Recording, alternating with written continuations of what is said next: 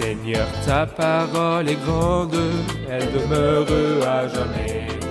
Ta parole est infaillible, rien ne peut la supprimer. Pourquoi Boaz est-il allé à la porte de la ville pour régler l'affaire du droit de rachat de Ruth? Qui était le parent plus proche de Ruth et comment s'appelle ce parent plus proche?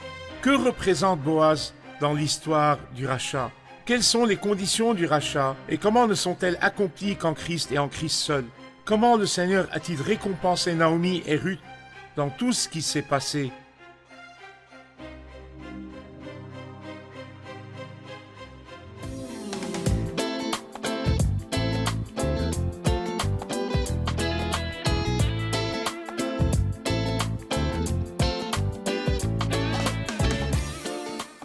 Bienvenue, chers téléspectateurs, pour un nouvel épisode du programme quotidien Toute la Bible, dans lequel nous étudions tous les livres de la Bible, de la Genèse à l'Apocalypse. Nous nous penchons aujourd'hui sur le chapitre 4 et le dernier du livre de Ruth. Je vous rappelle que le livre de Ruth est le troisième livre historique de l'Ancien Testament. Il compose 4 chapitres, 6 épisodes ont été consacrés aux 3 premiers chapitres, je vous le disais à l'instant. Nous entamons le dernier chapitre et le dernier épisode du livre. Avant de commencer notre étude, nous accueillons nos invités qui nous honorent de leur présence. Frère Moheb Nassif, bienvenue. Merci beaucoup. Frère Isaac Elia, bienvenue. Merci beaucoup. Nous accueillons aussi notre cher public, soyez les bienvenus. Frère Moheb, nous ne voulons pas passer à autre chose avant de comprendre le message principal et le sujet du livre de Ruth. Ruth est une Moabite qui a traversé le pays de Moab pour venir chercher refuge sous les ailes du Dieu d'Israël. Elle est arrivée à Bethléem en compagnie de Naomi, une veuve, étrangère, abandonnée, sans famille ni patrie, sans nourriture ni vêtements, sans assistance ni protection. Cependant, elle a trouvé la sécurité, l'aide, la protection et l'affection en se réfugiant sous les ailes du Dieu d'Israël. Certainement, cette étrangère qui vient de loin n'est pas juste arrivée dans la ville de Boaz, ni au champ de Boaz, ni à l'aire de battage de Boaz, mais elle a finalement rejoint même la maison de Boaz et gagné par sa douceur le cœur de Boaz. Ce dernier lui a dit que l'Éternel te rende ce que tu as fait et que ta récompense soit entière de la part de l'Éternel. Et sa récompense n'était ni de l'orge ni du blé, mais le propriétaire de l'orge, le propriétaire du blé, le propriétaire de l'aire de battage, l'honorable, le très puissant et le très riche Boaz. C'est lui qu'elle a remporté et avec qui elle s'est liée. Nous aussi, nous étions loin. Nous étions très loin de la connaissance de Dieu. Nous étions étrangers et sans Dieu dans le monde. Nous n'avions aucune relation à Dieu. Mais les lointains sont devenus proches par le sang du Christ. Nous nous sommes attachés au Christ Sauveur Rédempteur, qui nous a sauvés de l'esclavage de Satan, et qui nous a unis à lui par le lien le plus proche et le plus saint. Aussi, nous attendons maintenant l'heureuse fin, tout comme le pèlerinage de Ruth s'est couronné par cette union bénie à la maison de Boaz. Très prochainement aussi, nous serons très proches du Christ dans la maison du Père, nous nous réjouirons en lui et en son amour pour l'éternité. À savoir que Boaz n'aurait pas été vers Ruth si elle n'avait pas elle-même pris l'initiative de lui parler. Et c'est pareil pour chaque personne loin de Dieu. Christ a accompli son œuvre rédemptrice et il tend la main pour la réconciliation, pour bénir, pour réjouir, pour enrichir, pour libérer et pour racheter. Toute personne, cependant, il ne le fera que si nous le lui demandons, sans aucun détour. Frère Isaac, je lirai quelques versets du chapitre 4. Je lirai les versets 1 à 12. Boaz monta à la porte de la ville et s'y arrêta. Or celui qui avait droit de rachat et dont Boaz avait parlé vint à passer. Boaz lui dit, « Approche-toi, assieds-toi ici, toi un tel. » Il s'approcha et s'assit. Boaz prit alors 10 hommes parmi les anciens de la ville et dit, « Asseyez-vous ici. » Ils s'assirent. Puis il dit à celui qui avait le droit de rachat, « Naomi est revenue du pays de Moab, et elle vend la parcelle de terre qui appartenait à notre frère Élimélec. J'ai cru devoir t'en informer et te dire, fais-en l'acquisition devant les habitants de la ville et les anciens de mon peuple. Si tu veux la racheter, rachète-la. Mais si tu ne veux pas, déclare-le-moi afin que je le sache. En effet, il n'y a personne avant toi qui ait le droit de rachat, et je l'ai après toi. Il répondit, je la rachèterai. Boaz dit, le jour où tu achèteras le champ à Naomi, tu l'acquerras aussi de Ruth, la Moabite, la femme du défunt, et tu devras maintenir le nom du défunt sur son héritage. Celui qui a le pouvoir de rachat répondit, je ne peux pas exercer ce droit de rachat pour mon compte, sinon je détruirai mon héritage. Prends pour toi mon droit de rachat, car je ne peux pas l'exercer. Autrefois en Israël, pour valider toute affaire relative à un rachat ou à un échange, on retirait sa sandale et on la donnait à l'autre. C'était ce geste qui servait d'attestation en Israël.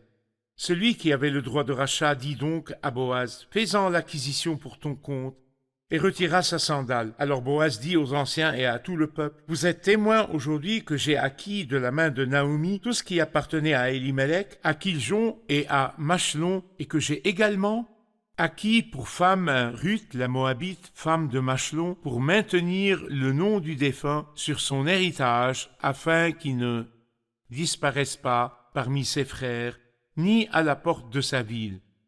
Vous en êtes témoins aujourd'hui. » Tout le peuple qui était à la porte et les anciens dirent, « Nous en sommes témoins, que l'Éternel rende la femme qui entre dans ta famille semblable à Rachel et à Léa, qui ont toutes les deux donné naissance à la communauté d'Israël. Montre ta force dans Ephrata et fais-toi un nom dans Bethléem.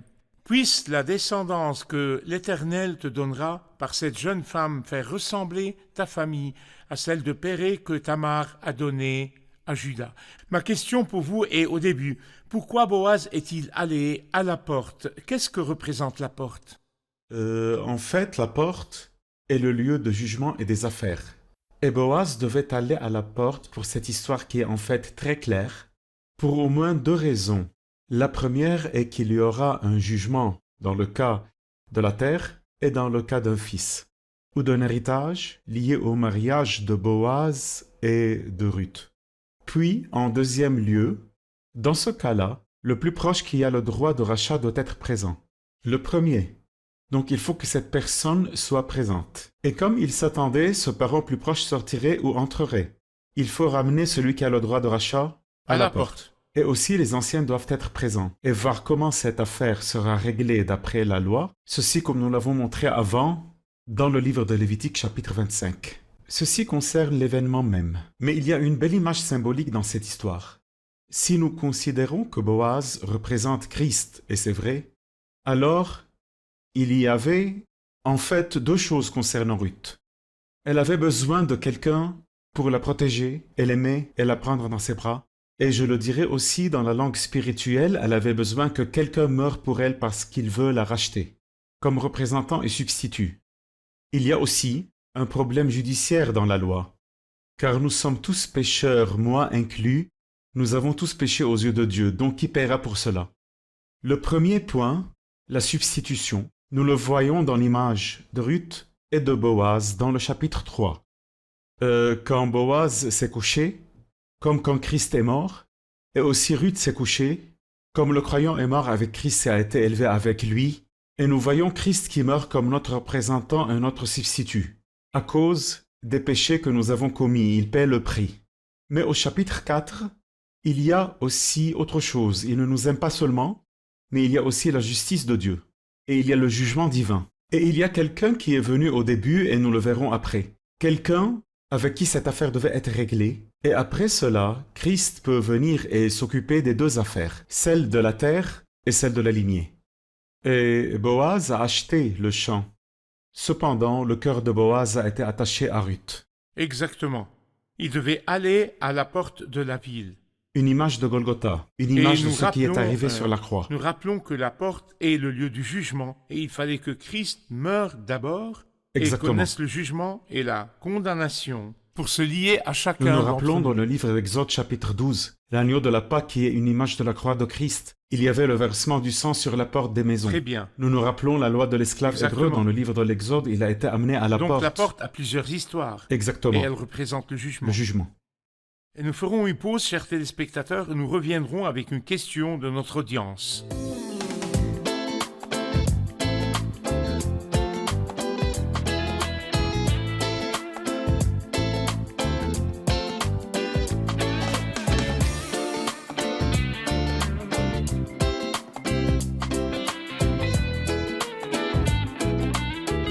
Nous sommes de retour, chers téléspectateurs. Prenons la question du public.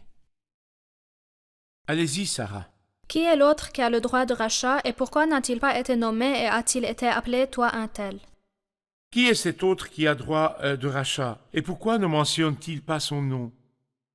L'autre rédempteur ou le rédempteur le plus proche est quelqu'un dont la parenté est plus proche que Boaz, de Ruth et de la famille d'Elimelech. Il était plus en droit de se lier, s'il le voulait, à Ruth et maintenir le nom du défunt sur son héritage et le rachat de ses terres. C'est pourquoi Boaz ne pouvait pas prétendre jouer ce rôle et ignorer celui qui avait priorité sur lui à cause du lien de parenté. Et c'est ce qui est arrivé. Mais, en termes symboliques, l'autre ayant droit de rachat, ou celui qui vient en premier, ou le plus proche parent, représente la loi mosaïque, donnée donc avant le Christ. Une loi incapable de résoudre le problème de l'être humain. Nous lisons au chapitre 4, Boaz monta à la porte de la ville et s'y arrêta. Or, celui qui avait droit de rachat et dont Boaz avait parlé vint à passer. Cette expression exprime la fortuité de la rencontre. Il vint à passer. Ça nous rappelle la parabole du bon samaritain. Un prêtre qui par hasard descendait par le même chemin vit cet homme et passa à distance, de même aussi un lévite. Rencontre fortuite aussi. On nous dit dans Galates 3, pourquoi donc la loi? La réponse, elle a été ajoutée ensuite à cause des transgressions. Donc l'autre rédempteur est une référence à la loi. Il fait référence à la loi. C'est bon. Et l'on ne mentionne pas le nom de ce rédempteur, car il n'a rien accompli, même qu'il était incapable de résoudre le problème de Ruth. Frère Moheb, j'aimerais que vous nous expliquiez davantage ce que signifie le mot loi et ce qu'il représente vraiment. La loi fait référence aux commandements de Dieu, qui ont été donnés au peuple d'Israël par le moyen de Moïse. Ils ont reçu 10 commandements. Certains concernant leur relation avec Dieu et d'autres leur relation entre eux. Il était censé qu'ils obéissent à ces commandements. Et toute personne qui les effreint s'expose à la malédiction et à la colère de Dieu, car elle a violé la loi et les commandements. Celui qui a violé la loi de Moïse est mis à mort sans pitié sur la déposition de 2 ou de 3 témoins. Alors si la loi est les commandements de Dieu, est-ce que cela signifie que les commandements de Dieu sont impuissants à nous sauver? L'impuissance est dans l'homme. L'homme est faible au niveau de la chair. L'impuissance réside dans ce qu'il n'arrive pas à dépasser sa faiblesse.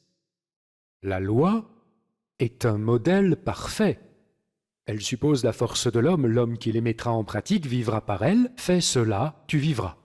Les gens ne se connaissaient pas eux-mêmes et ne connaissaient pas leur faiblesse. Alors ils ont dit, nous ferons tout ce que le Seigneur dira. Ils ont été soumis à l'épreuve. Personne n'y est parvenu, donc à l'école de la loi, nul n'est justifié. Et tout au long des 1500 ans, il ne s'est trouvé personne ayant pu observer toute la loi. À cause d'un gros ennui, la personne qui obéit à toute la loi, mais qui pêche contre un seul commandement, est en faute vis-à-vis de l'ensemble, car elle pêche contre Dieu, initiateur de la loi. En effet, celui qui a dit « tu ne voleras pas » a aussi dit « tu ne tueras point », tu ne donneras pas de faux témoignages. Celui qui transgresse une loi, c'est comme s'il avait tout transgressé. Tous sont péchés et sont privés de la gloire de Dieu. Et tous sont touchés par la malédiction de la loi. Personne n'a pu répondre aux exigences de Dieu, à cause de la faiblesse de l'homme, pas à cause d'un défaut dans la loi. Ce qui était impossible à la loi, parce que la nature humaine la rendait impuissante. Il a condamné le péché dans la nature humaine en envoyant à cause du péché son propre Fils dans une nature semblable à celle de l'homme pécheur. Vous nous dites donc que celui qui a le droit de rachat, l'autre, est une référence de la loi. Tout à fait. Il était nécessaire qu'il vienne d'abord pour révéler la faiblesse de l'homme et préparer la voie pour la venue du Christ, le Rédempteur, ou plutôt le vrai Rédempteur. C'est ça. Et comme dans notre histoire, le premier Rédempteur va passer, ainsi vous laissez entendre que la loi n'était pas l'objectif principal dans la pensée de Dieu. Cependant, elle a été ajoutée ensuite à cause des transgressions. Et cela m'amène à poser une question à Frère Isaac. Frère Isaac, nous avons appris de Dr Moheb que l'autre qui a le droit de rachat, c'est la loi. Et que l'imperfection n'était pas dans la loi, mais dans les hommes faibles, incapables d'observer la loi. Nous voudrions savoir les caractéristiques du vrai Rédempteur, son rôle. Se sont-elles accomplies en quelqu'un? Très bien, c'est clair que Boaz était celui qui pouvait. Dans l'Écriture, l'Évangile de Jean nous dit clairement dans le chapitre 1, en effet, la loi a été donnée à travers Moïse, mais la grâce et la vérité sont venues à travers Jésus-Christ. Celui qui a le droit de rachat devait remplir certaines conditions. Dans notre affaire, il devait d'abord être une personne libre. Libre. Libre et sans dette. En deuxième lieu, il devait être proche. Il devait être proche de la personne qu'il devait racheter. En troisième, il devait être riche et capable de racheter, capable de payer et aussi de se marier. Il devait avoir le désir de le faire. Il pourrait être quelqu'un de libre, proche, capable et riche, mais sans le désir. Donc où pouvons-nous trouver tout cela? En fait, c'est une image merveilleuse. Boaz est une image de Christ qui est le Rédempteur véritable. Car Christ est le seul Rédempteur de l'âme pécheresse. Pourquoi? Parce que d'abord, il est le seul sans péché. Libre. Deuxièmement, il est le seul qui est capable de payer le prix pour les péchés de toute l'humanité, car il est Dieu sans limite qui s'est manifesté dans la chair. Troisièmement, il aime de cette façon. Il aime l'homme et est venu spécialement pour lui. Donc, il est capable et il désire le faire.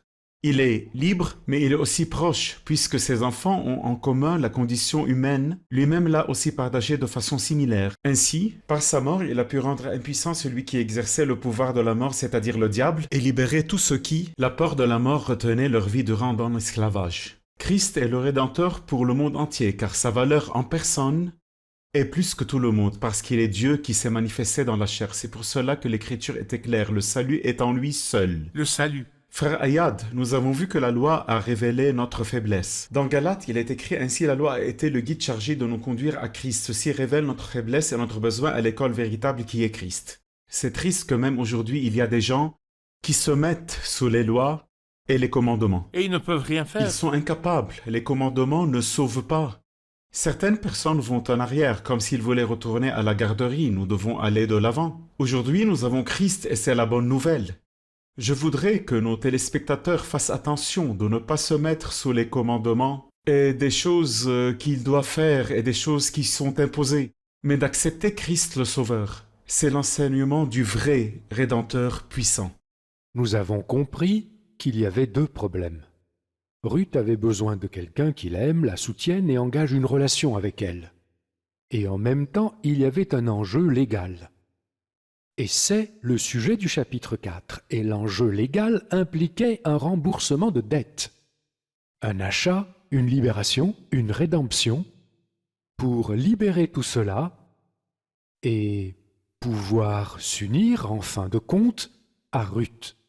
En fait, du point de vue symbolique, nous étions, nous aussi, liés et ne pouvions pas être liés au Christ, alors que nous sommes liés ailleurs. Nous étions liés à Adam, nous étions liés au péché, nous étions liés à la loi. Il était nécessaire que nous nous libérions de ces liens. C'est aussi une question légale, pour appartenir à un autre, à celui qui est ressuscité. La loi exerce son pouvoir sur l'homme tant qu'il vit. Tant que nous vivons, nous ne pouvons pas nous lier au Christ car nous le sommes ailleurs. Pour être libérés, ou c'est la loi qui doit mourir, ou c'est nous et la loi ne meurt pas. Alors, nous mourrons avec Christ sur la croix légalement pour être libres, avec la possibilité alors de nous lier à quelqu'un. Bien sûr, nous parlons de la mort, De la d'un loi. point de vue de la loi, pour que personne ne malinterprète ou le prenne littéralement. Nous parlons d'un point de vue En légal. lien avec Adam, comme tête, au péché comme maître, à la loi comme époux. Et en nous unissant au Christ qui est mort à notre place sur la croix, nous aussi sommes morts pour être libérés et ainsi pouvoir nous lier au Christ qui est ressuscité d'entre les morts. Nous allons faire une pause, puis nous reviendrons prendre une question du public. À tout de suite.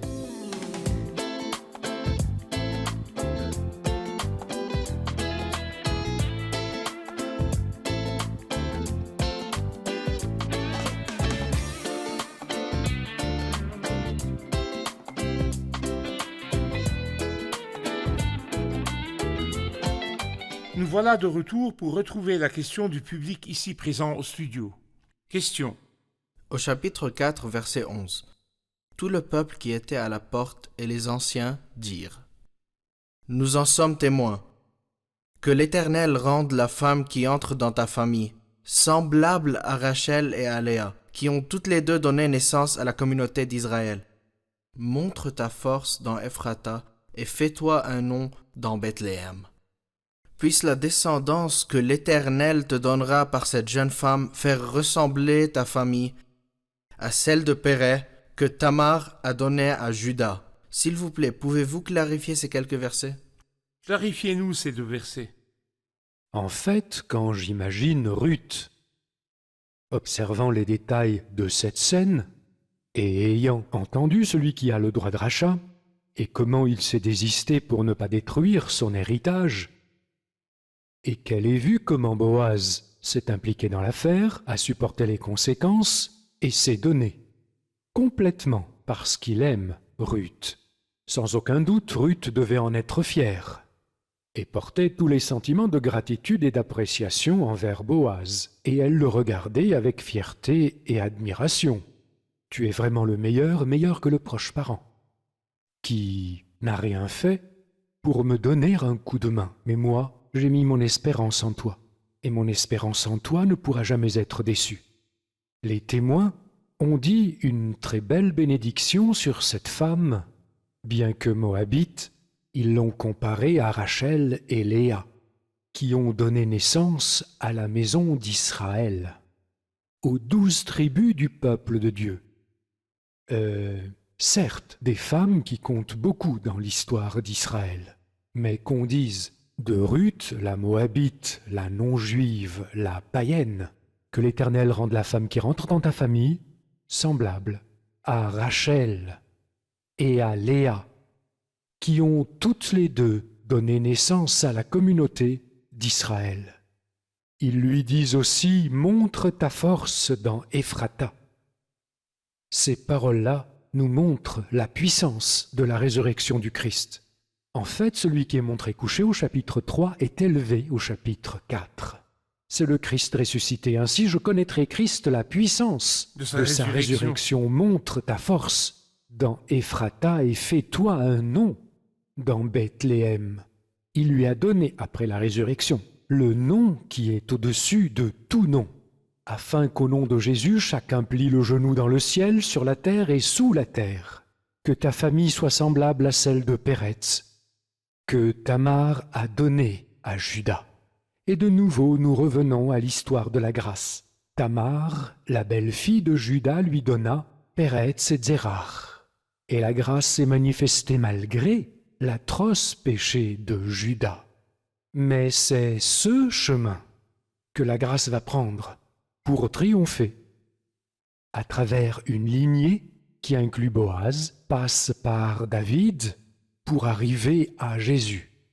Ainsi, Ruth, par sa lignée royale en Jésus, devient la grâce qui triomphe du mal de l'être humain. Très bien. Frère Isaac, je voudrais que vous nous parliez de cette dernière chose dans le dernier épisode de ce livre, de la récompense du Seigneur et de la bénédiction à Ruth et à Naomi. C'est la récompense de la foi. C'est merveilleux qu'à la fin, Ruth, qui est venue, avec l'espérance comme esclave pauvre dans un pays étranger d'être unie au Dieu d'Israël. Et le Seigneur a fait qu'elle se marie avec Boaz, le Père de gloire qui était fort et puissant et d'engendrer, et de devenir, comme nous l'avons compris, comme Rachel et Léa en Israël, qui ont enfanté les tribus, et aussi de donner David le roi et ensuite Christ selon la chair. La grâce dépasse tous les rêves et tous ceux qui imaginent l'homme. Concernant Naomi, c'est étrange. Quand Boaz a couché avec Ruth et elle a eu un fils, l'Écriture dit au verset 14 « Béni soit l'Éternel qui ne t'a pas laissé manquer aujourd'hui d'une personne ayant le droit de rachat. » Il voulait aussi féliciter Naomi. Oui. Pour Naomi, c'est fini. Son mari est mort, ses enfants sont morts. Comment avoir une lignée? Mais ce qui est impossible pour l'homme est possible pour Dieu. Donc il nous faut mettre toutes nos affaires entre les mains de Dieu et le résultat sera excellent. Pourriez-vous nous parler de certains des noms qui sont mentionnés à la fin du livre? L'Écriture donne au verset 18 10 noms consécutifs et dit voici la lignée de Péré. Péré veut dire brèche. Cela nous rappelle le côté de Christ qui a été déchiré et l'eau et le sang qui sont sortis et le voile qui a été déchiré et nous avons pu nous approcher dans le Saint des Saints. Péré eut pour fils Etson qui veut dire barrière. C'est beau qu'aujourd'hui, nous en tant que croyants, nous sommes en sécurité dans le sang de Christ et la protection de Christ. Mais Christ est ressuscité et l'Écriture dit aussi Etzron, Ram. Ram veut dire élevé. Christ est mort, puis il est ressuscité et monté. Après cela, nous lisons Ram Aminadab qui veut dire peuple choisi. Aujourd'hui, Christ a un peuple. Après être ressuscité et monté, l'Église a été établie, le peuple de Dieu. Aminadab eut pour fils Nachon. Nachon veut dire distinct ou spécial. C'est bon comment le croyant aujourd'hui sache comment distinguer entre le bien et le mal, entre Christ et le monde, le péché, le diable, et entre la chair et l'ancienne nature. Il distingue et comprend. Ensuite, nous lisons Nachon eut Salomon, et Salomon veut dire revêtir. Nous avons revêtu Christ. D'après la loi, c'est devenu notre droit et privilège de nous revêtir de lui dans notre comportement. Ensuite, il a dit Salomon eut pour fils Boaz, qui est le Père de la gloire et de la puissance. Nous sommes unis à Christ et nous avons la puissance. Et Boaz eut Obed, qui veut dire adorateur. Et nous venons au Seigneur pour nous soumettre à celui que nous obéissons. Et l'adorer. Et adorons, et nous le servons, et nous lui offrons nos louanges. Obed eut pour fils Isaïe. Isaïe veut dire Dieu est présent. En fait, Dieu existe dans tous les détails de la vie. Il existe dans la vie du pécheur et il travaille pour le restaurer. Dans la vie du croyant perdu pour le restaurer. Dans la vie du croyant dévoué pour le récompenser. Et enfin, Isaïe eut David qui veut dire le bien-aimé. C'est une belle image parce que c'est de lui que Christ est venu à la fin. Nous pouvons voir en cela que les croyants sont aimés par Dieu le Père. Ainsi se termine le livre de Ruth par la naissance ou l'arrivée de David destiné à devenir roi et dont descendra le Christ qui deviendra le lion de la tribu de Juda. Le roi des rois et le Seigneur des seigneurs, merci bien-aimés frères et serviteurs du Seigneur pour votre travail et votre temps. Je remercie sincèrement le Seigneur pour vous et pour l'aide que vous nous apportez à faire ces épisodes. Nous nous reverrons certainement pour d'autres programmes et d'autres livres si cela est la volonté de Dieu. Cher public, merci de tout cœur pour votre présence et vos questions intéressantes. Nous serons ravis de vous accueillir à nouveau dans d'autres épisodes.